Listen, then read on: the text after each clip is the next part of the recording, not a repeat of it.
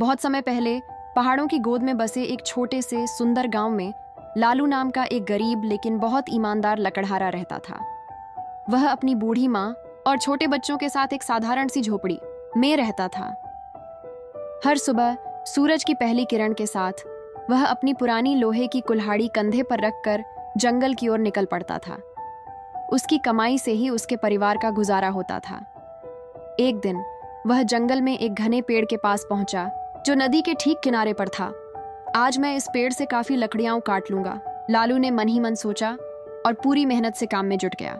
पसीने से लथपथ वह जोर जोर से कुल्हाड़ी चला रहा था। तभी अचानक उसके हाथ से पसीने के कारण कुल्हाड़ी फिसली और छपाक की तेज आवाज के साथ गहरी नदी में जा गिरी। लालू का दिल डूब गया।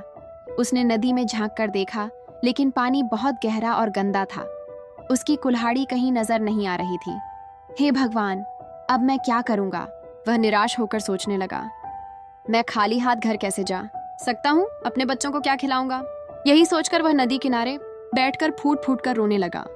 तभी नदी के पानी में एक अद्भुत चमक पैदा हुई और उसमें से एक दिव्य सुंदर परी प्रकट हुई। उनके चेहरे पर एक शांत मुस्कान थी और उन्होंने एक चमकदार सफेद साड़ी पहनी थी। पुत्र, तुम इतने दुखी क्यों हो? क्यों रो रहे हो?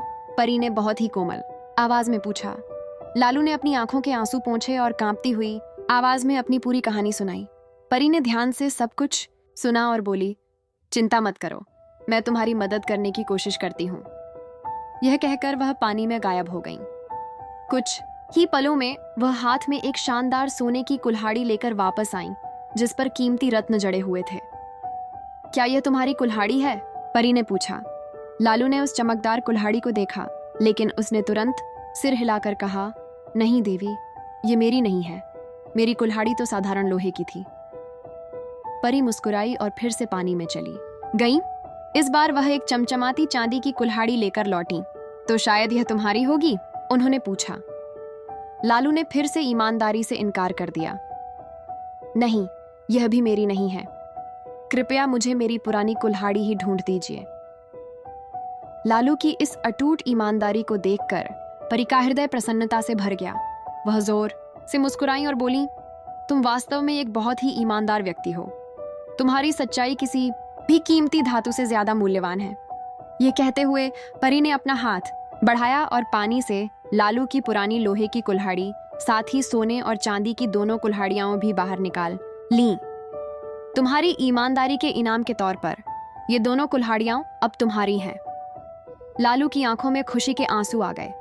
उसने परी को बार बार धन्यवाद दिया और सारी कुल्हाड़ियां लेकर खुशी खुशी अपने घर की ओर चल पड़ा। उसने सोने चांदी की कुल्हाड़ियों को बेचकर अपने परिवार के लिए एक अच्छा घर बनाया और गांव के दूसरे जरूरतमंद लोगों की भी मदद की। वह हमेशा सबको यही सिखाता कि चाहे कुछ भी हो जाए, ईमानदारी का रास्ता कभी नहीं छोड़ना चाहिए, क्योंकि ईमानदारी ही सबसे बड़ा धन है।